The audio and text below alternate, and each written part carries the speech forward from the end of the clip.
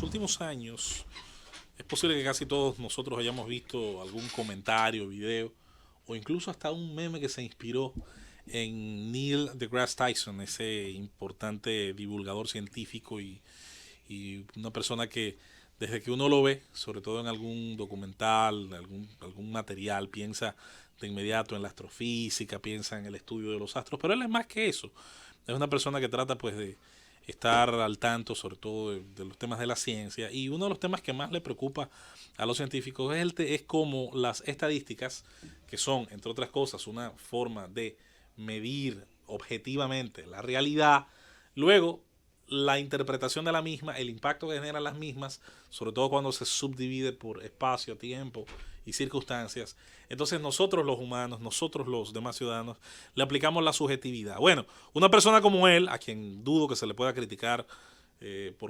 como conservador ni nada por el estilo, de hecho tiene más bien una forma de pensar que yo diría se acerca mucho a la de los centristas de izquierda, es una persona que tiene ciertas preocupaciones, sobre todo por la sociedad en la que habita en los Estados Unidos. Colocó un tuit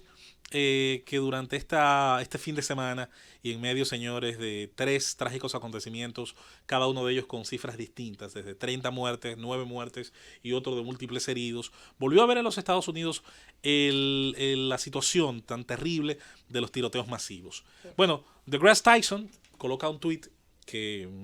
le pude en su momento dar like y RT para nuestros lectores, donde decía específicamente: en las pasadas 48 horas, y de este tuit hace más o menos un día, en las pasadas 48 horas en los Estados Unidos hemos perdido horrorosamente 34 personas en tiroteos masivos. Ay, sí. Ahora, en promedio, decía él, en esas 48 horas o en 48 horas cualquiera, mueren 500 personas por errores médicos, 300 personas por distintos procesos relacionados a las gripes, a todos los tipos de flujos virales relacionados a la gripe, 250 suicidios, 200 accidentes de vehículos, 40 homicidios con armas de fuego. Y decía el tuit en la parte final de cómo, obviamente, nuestras emociones responden más a lo espectacular que a los datos en sí. Otros estudiosos de temas relacionados mencionaron, y obviamente ahí comienza el matiz político sin dudas, cómo durante este fin de semana la ciudad de más alto nivel de homicidios en los Estados Unidos, Chicago, tuvo entre sábado y domingo 48 muertes de personas por arma de fuego. Cifra que, por cierto, se sigue elevando desde ahí, si usted parte desde el sábado, que es el día donde ocurren estos hechos. Y obviamente estas observaciones, sobre todo la del señor Neil deGrasse Tyson, que ha sido contestada por un montón de gente que le insulta, que le ha dicho de todo, y que obviamente entiende que el solamente hecho de intentar relacionar una desgracia con el resto de desgracias más anónimas, solitarias e individuales, nos dice mucho de cómo respondemos como sociedad ante hechos tan terribles. Y siempre está el famoso ejemplo de las muertes en accidentes de avión. El avión es el transporte más seguro desde el punto de vista matemático, desde el punto de vista de la enorme cantidad de despegues y aterrizajes que ocurren sin ningún problema. Sin embargo, cuando cae un avión, producto de que es infrecuente, de que la probabilidad de salvarse dentro de un accidente de avión es muchísimo menor, aun cuando su frecuencia es mínima, su severidad es máxima. Dicen los especialistas, sobre todo de probabilidades, y muchos de ellos que trabajan para la industria de los seguros, que también hacen un gran trabajo con este tema de las matemáticas y de la data. Es algo que muchos han asemejado durante este fin de semana. Ahora bien, viene la lectura de los acontecimientos. Como es normal, como es natural, la inclinación de una buena cantidad de gente a pedir de inmediato, cuando ocurren este tipo de hechos, el endurecimiento del control de armas. Que por cierto, estado a estado, e incluso a veces ciudad a ciudad, tiene legislaciones distintas. Quienes se oponen obviamente al control de armas, y vaya que en los Estados Unidos esto es un tema particularmente difícil a veces de entender fuera de allí, sobre todo por el peso cultural de su segunda enmienda, justifican el hecho o tratan de diferenciar el hecho haciendo alusión a 3 puntos de vista. Primero, lo poco que se habla del grave problema de la salud mental, y de hecho me tocó esta mañana leer unos datos que son horrendos en relación a lo que viene pasando desde el año 2008, al menos ahí partía el estudio que estaba publicado donde leía con el tema relacionado a la esquizofrenia y a una serie de elementos que luego guardan mucha relación con una serie de patologías y que culminan muchas veces no solamente en actos horrendos como este, que no puedo tipificar ni diagnosticar lo que tenían en mente estos individuos, pero sí en muchos de los casos que anteriormente ocurrieron y se diagnosticaron, o en los miles de suicidios que ocurren cada año en un país como los Estados Unidos. Luego está, obviamente, un tema terrible, y es hasta qué punto en ciudades como Baltimore, que tiene quizás la legislación de armas más dura de los Estados Unidos, cómo guarda esto relación o se ha fracasado al intentar una correlación positiva con el número de homicidios, que por cierto, la semana pasada también en Baltimore superaron, me parece, las 50 personas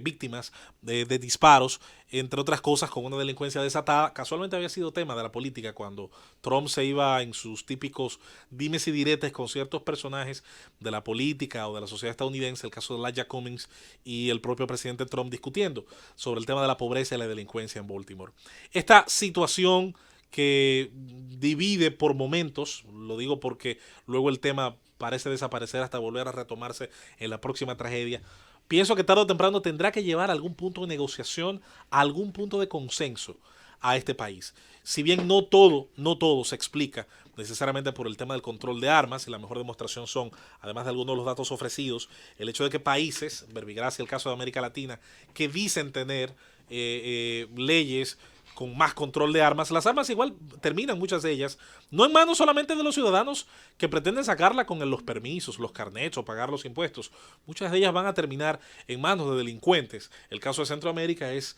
quizás uno de los más importantes. En el caso estadounidense, ni tan calvo quizás, ni tan melenudo. El tema del control de armas, y obviamente ahí la parte conservadora, el Partido Republicano, buena parte incluso de la propia escuela libertaria, niega, no admite o no cede terreno en muchos aspectos. En el caso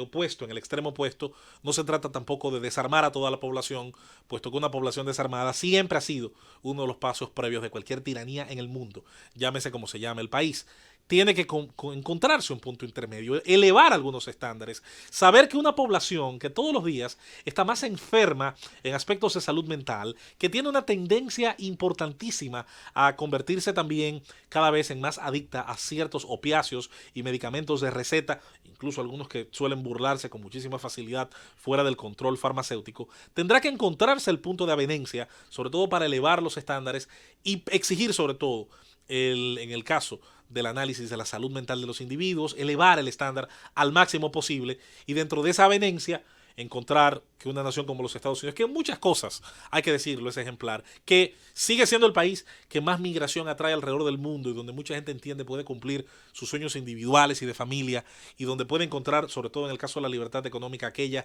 para realizarse e incluso para que haya un excedente que pueda luego devolverlo a su país en forma de remesa, como ocurre con nosotros. Bueno, ese país de libertades, ese país que tiene muchísimos aspectos que luego han sido imitados, tiene que revisar ese aspecto, por mucho que pueda doler a una parte de su cultura, por muy poco que tal vez nos guste a algunos hablar de regulaciones o de controles. Es evidente que tiene que buscarse ese punto, un punto que yo dudo vaya a ser satisfactorio a todas las partes, pero que hoy más que nunca es necesario, sobre todo cuando el número de tiroteos masivos en los Estados Unidos, desde que se contabilizan por allá por el año 98, ha llegado a 244 con los 3 que han ocurrido tan recientemente como este fin de semana.